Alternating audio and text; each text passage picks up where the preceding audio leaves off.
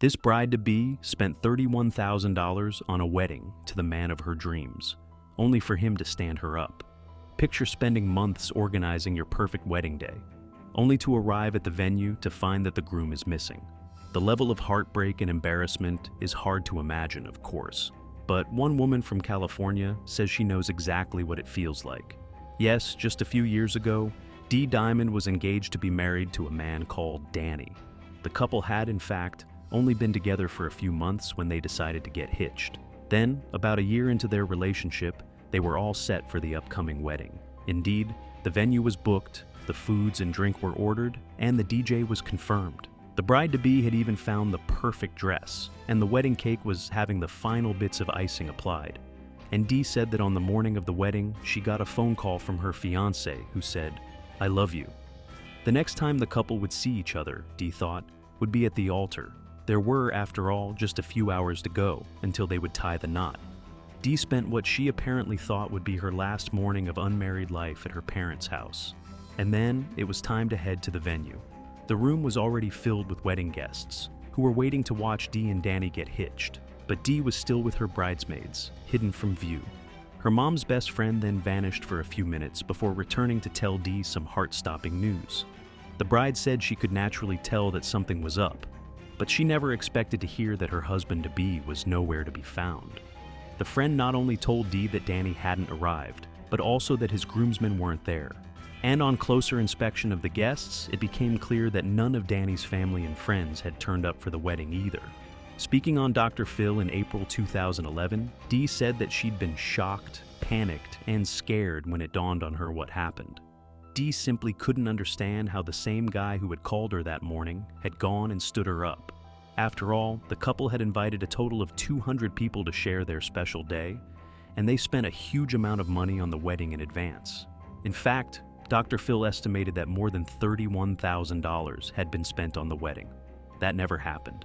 But it wasn't just about the money. No, Dee said she felt completely betrayed by the man she was supposed to spend the rest of her life with.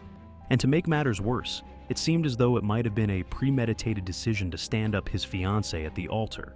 Dee figured that because none of Danny's guests were there, he must have called them to tell them not to come.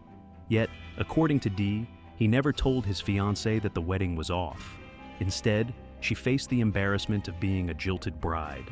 2 years after the incident, however, the couple were invited on to Dr. Phil to discuss what exactly had gone on that day. Interestingly, Danny offered a completely different side to the story, one in which he was innocent of any wrongdoing. Yes, Danny claimed that Dee knew that the wedding wasn't happening, but she turned up anyway to get sympathy from other people. "I called it off the night before," claimed Danny. He also added that they'd had an argument, which wasn't unusual for them.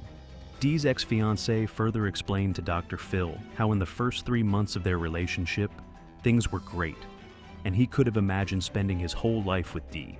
But after months of abuse from her, he decided to end it before they tied the knot. Dee admitted that she was somebody who wanted to be married very badly, which Dr. Phil suggested might have contributed to the breakdown of their relationship.